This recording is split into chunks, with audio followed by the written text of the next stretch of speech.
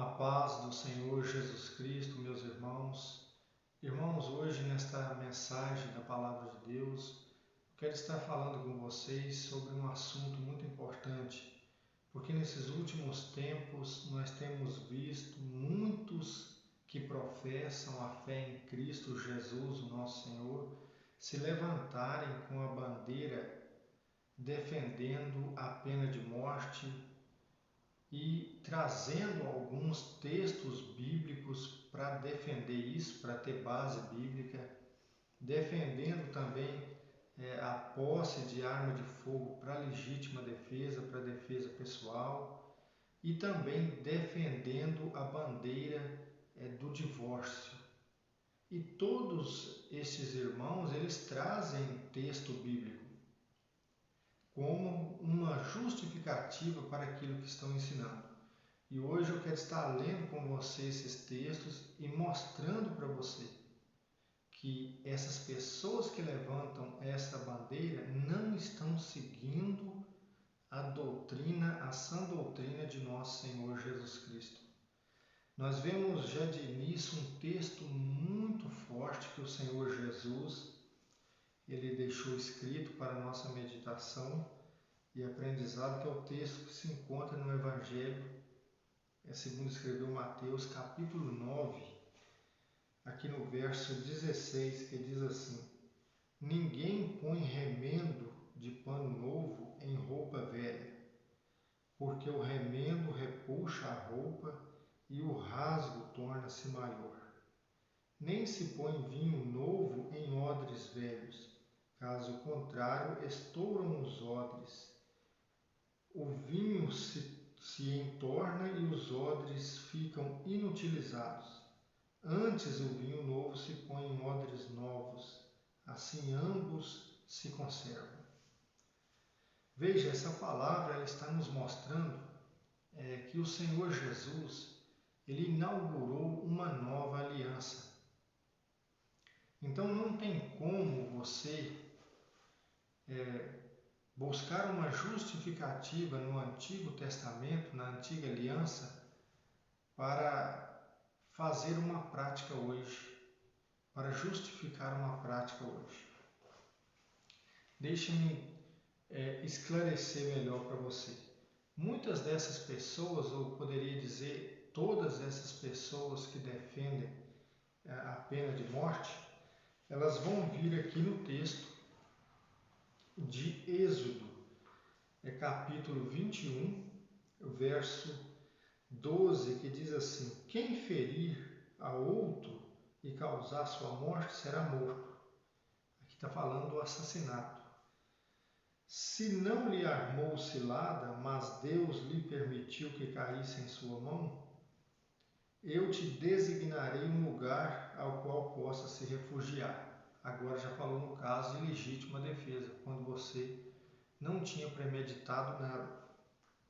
Verso 14. Se alguém matar o outro por astúcia, quer dizer, algo premeditado, covardia, tu arrancarás até mesmo do meu altar, para que morra.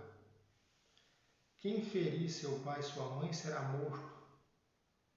Quem raptar, veja bem, aqui tem um caso de sequestro, né? Quem raptar alguém e o vender, ou for achado na sua mão, será morto. Quem amaldiçoar pai e mãe será morto. Então nós vemos aqui alguns casos de pena de morte.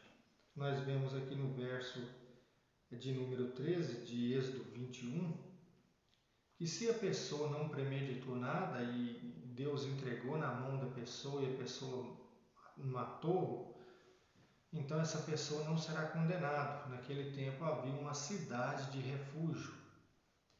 Mas nós já vemos aqui o outro caso do verso 14, se foi um crime premeditado, era para tirar aquele assassino até mesmo do altar de Deus e executar ele. Então nós vemos que há aqui 3 casos que a pena de morte ela era permitida. No caso do assassinato, no caso do sequestro, que é o verso 16, quem raptar alguém e o vender e for achado, ou for achado em sua mão será morto. E quem amaldiçoava pai e mãe ou feria pai e mãe também deveria ser punido com a pena de morte. Nós vemos aqui, então, um patricida ou um matricida deveria ser punido com pena de morte. Então nós vemos que no Antigo Testamento há essa base para defender a pena de morte nos casos de crime hediondo, né, o assassinato, poderíamos dizer aqui o patricida, matricida, ou poderíamos ir até além, por exemplo, usar esses textos para defender pena de morte em caso de estupro, em outras situações mais extremas.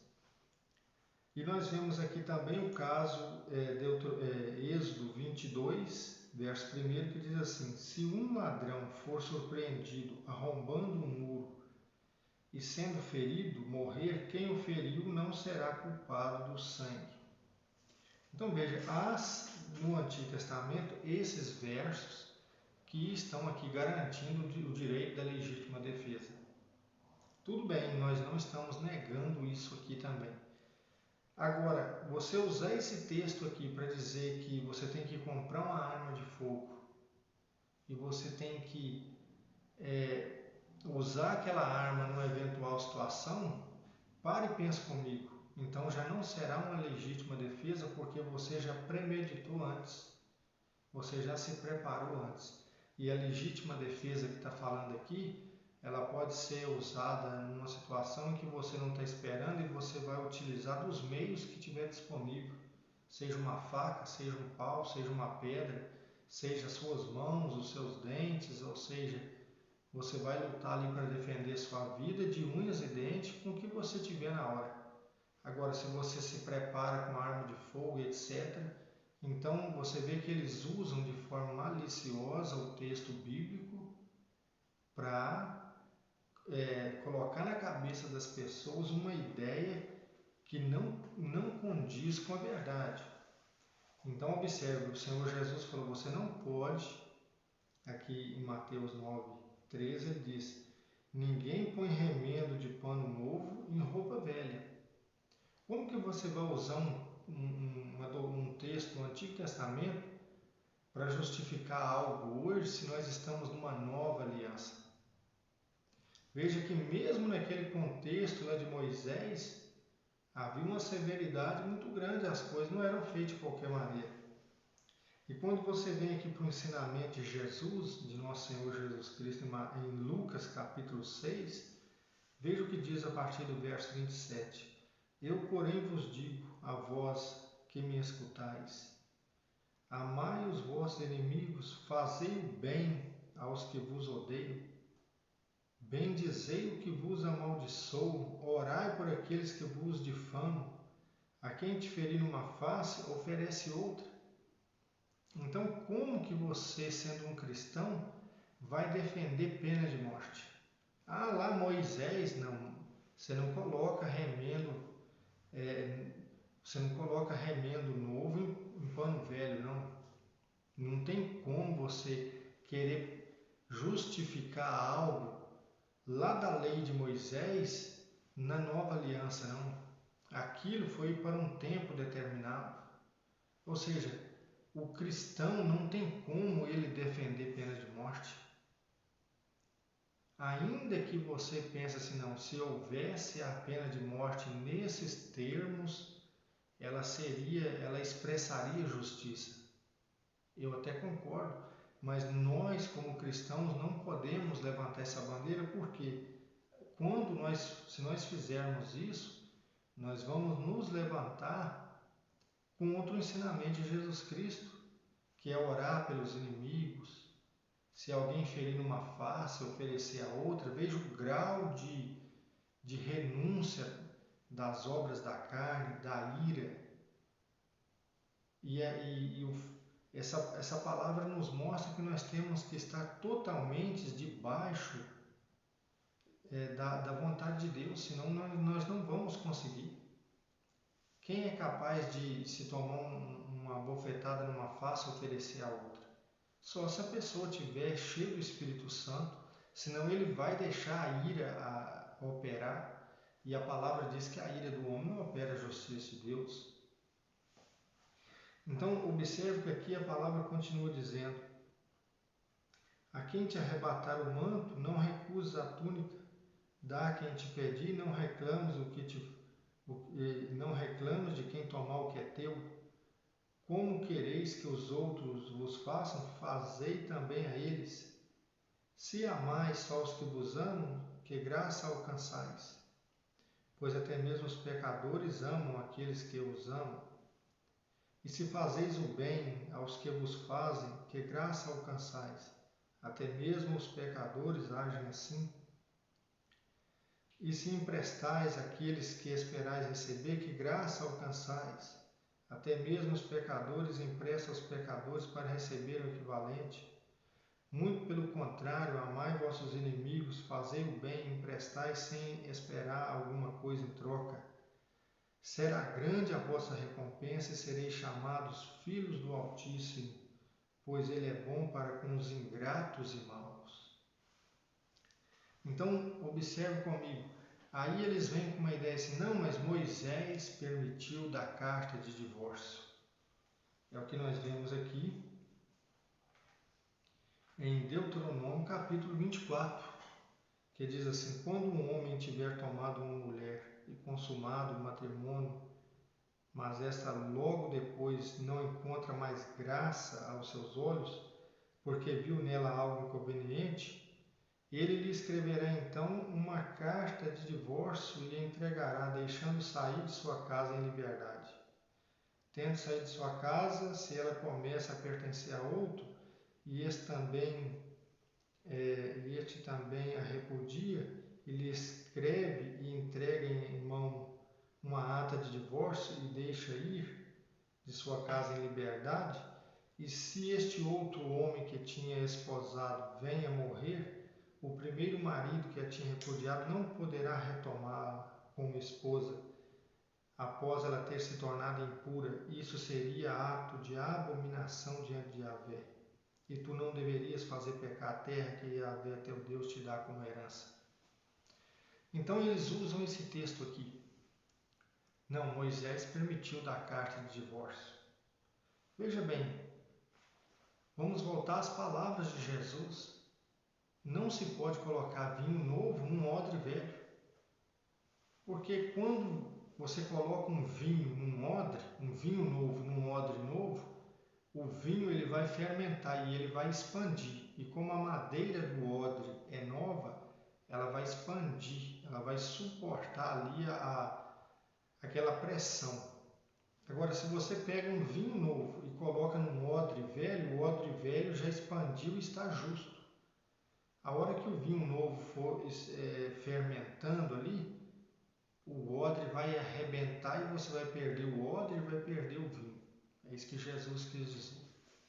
Então não tem como você pegar uma doutrina lá do Antigo Testamento e querer encaixar ela no Novo Testamento. A não ser que o próprio Jesus tenha feito isso. Porque nós vemos princípios e valores que foram passados da antiga aliança para a nova aliança, onde o Senhor Jesus deu o seu real significado. Agora, você buscar um pretexto para você justificar algo que você está ensinando, você está completamente errado e não está seguindo a doutrina de Cristo. Porque quando você abre aqui a palavra no próprio Evangelho que escreveu Lucas, capítulo 16, 18, veja o que a palavra de Deus diz. Todo aquele que repudiar sua mulher e desposar outra, comete adultério. E quem desposar uma repudiada por seu marido, comete adultério. Então veja que o Senhor Jesus ele não permitiu o divórcio. Ele não permitiu um segundo casamento.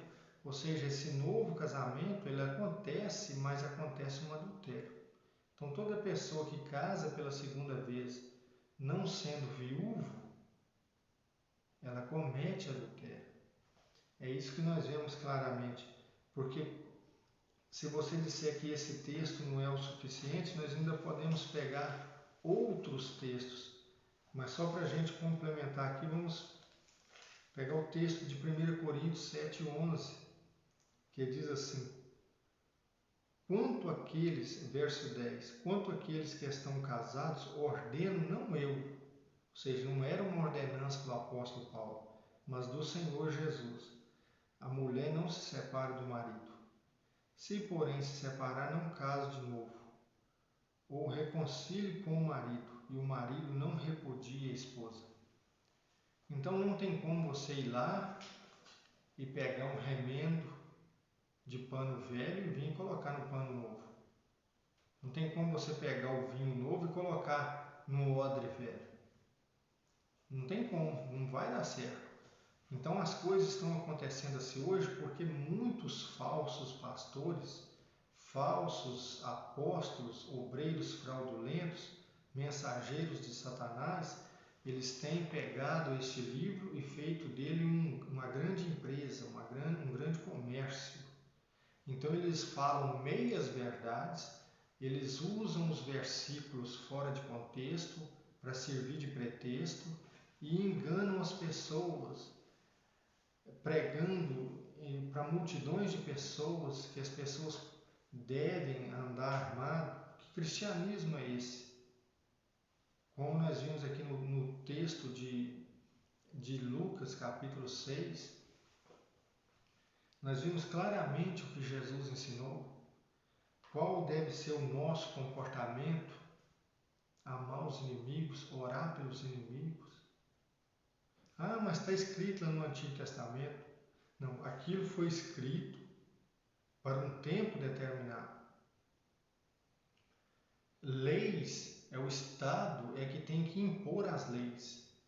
A igreja não tem que interferir se o Estado coloca pena de morte ou não. A igreja não tem que interferir nisso, porque a lei é para punir os transgressores.